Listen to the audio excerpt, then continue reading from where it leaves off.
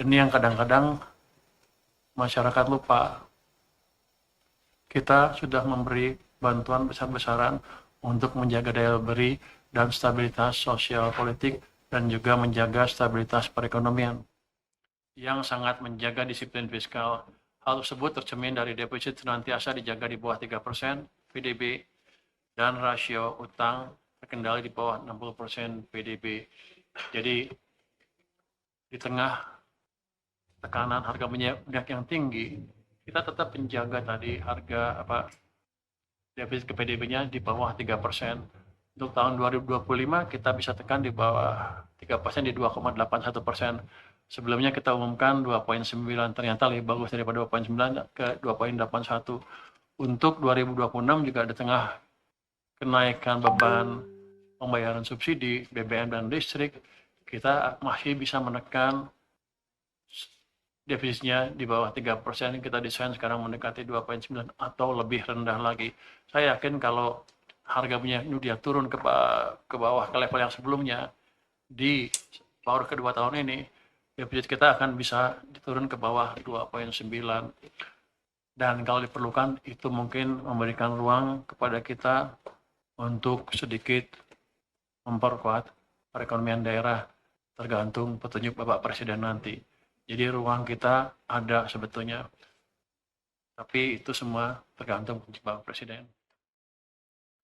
Bapak Presiden cukup fleksibel, Pak. Waktu bencana Aceh, kan Aceh dan Sumatera itu, bencana Sumatera, kan di sana dirubah semua, dibalikin tanah ke daerahnya seperti semula tanpa pemotongan. Jadi kalau diperlukan itu bisa dilakukan. Yang saya bilang adalah fiskal cukup fleksibel tanpa mengganggu atau membahayakan posisi defisit terhadap PDB-nya. Kita bisa melakukan hal itu.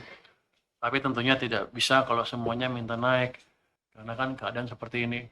Tapi kalau nanti harga minyaknya stabil, ruang untuk mengembalikan insentif ke daerah akan terbuka lebar.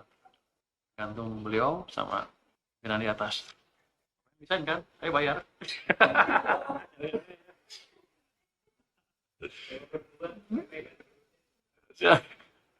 Jadi gitu, jadi kita mengambil tindakan itu bukan ingin menyusahkan ekonomi, tapi kita mengambil tindakan yang optimal, yang memberi ruangan untuk ekonomi itu tumbuh secara optimal, bukan maksimal, optimal, sambil menjaga keterbatasan batasan ini. Karena kan kita dilihat oleh lembaga pemeringkat dunia, bisa nggak Indonesia menjaga defisitnya di bawah 3%? Padahal yang lain udah di atas 3%, Pak. Malaysia, Vietnam, India, Singapura di bawah kita, Amerika 5%. Hanya kita yang disorot. Saya juga agak bingung sebetulnya kenapa. Enggak apa, kita stick ke disiplin yang mereka terapkan. Nanti kita tunjukin ke mereka bahwa yang terbaik adalah kita. Negara barat harus contoh kita. Karena banyak negara Eropa udah di atas 3% defisitnya, dan rasio utang ke PDB-nya besar-besar. 60%, Jerman aja 60% lebih, Amerika 100%, Jepang 275%, besar-besar. Tapi kita yang diincar, Pak. Saya nggak tahu kenapa. Mungkin kita masih kurang doa, Pak. Karena di atas kertas, secara keilmuan selesai, Pak. Kita nggak bisa dikritik mana-mana. Tapi pada praktiknya seperti itu. Jadi ya kita lihat aja market seperti apa. Dan untuk mengurangi tekanan seperti itu, kan itu hubungannya ke surat utang kan, peringkat surat utang yang berhubungan dengan bunga nantinya. Kemarin kami ke Cina untuk melakukan diversifikasi sumber pembiayaan supaya tekanan kita berkurang sedikit. Di Cina tuh Panda Bond kita expect lebih murah ya bunganya dibanding Amerika, dollar base. Jadi kita harapkan nanti ada alternatif pembiayaan dari kita yang membuat kita agak leluasa ketika melakukan pembiayaan untuk defisit anggaran kita.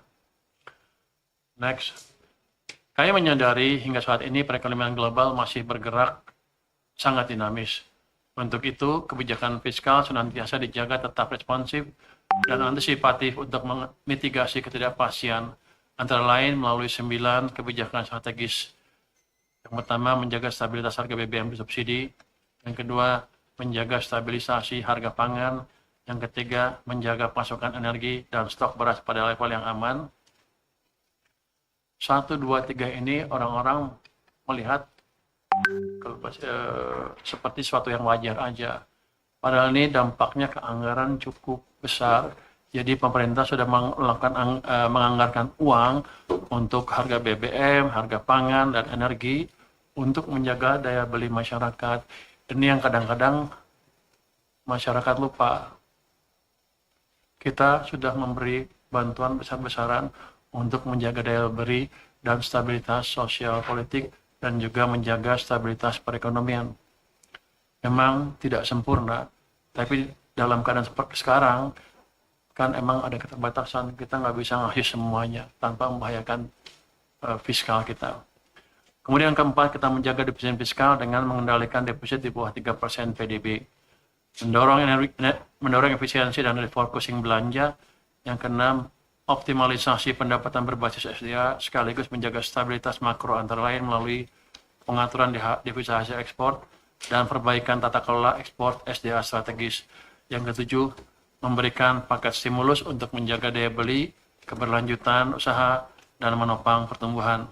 Yang kedelapan, perbaikan pola penyerapan belanja agar lebih cepat dan merata sehingga kuat menopang pertumbuhan ekonomi. Biasanya kita kalau belanja pemerintah tuh belanjanya di akhir tahun aja. Sekarang kita geser supaya merata sepanjang tahun.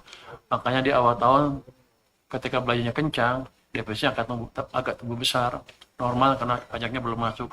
Itu yang menimbulkan waktu itu kekhawatiran kita akan menembus 3% PDB defisitnya. Karena 3 bulan pertama defisitnya 0,9. Mereka kali 4 jadi 3,6. Tapi ketika di bulan April Mei turun ke 0,7, itu kalau Mei 0,7 kali 15/2 itu sekitar 2%. Orang nggak ngitung seperti itu. Hitungnya tetap 3% gitu. Jadi ada ketidakkonsistenan ketika memprediksi defisit kita. Tapi nggak apa-apa. Sampai akhir tahun ini kita akan tetap stabil defisitnya di bawah 3% secara signifikan. Yang kedelapan, nomor 9, memperkuat sinergi dan kolaborasi kebijakan fiskal dan moneter untuk menjaga stabilitas sekaligus menopang pertumbuhan ekonomi. Kuatnya fundamental ekonomi domestik dan didukung kebijakan yang semakin solid menjadi landasan yang kokoh untuk menyongsong dinamika tahun 2027. Jadi saya ingatkan lagi di sini sedikit bahwa pertumbuhan kita di triwulan pertama 5,6 dan triwulan kedua yang masih cukup tinggi itu terjadi di tengah ketidakpastian global yang tinggi. Jadi prestasi ekonomi Indonesia lumayan baik. Next, pimpinan dan Bapak Ibu anggota Komisi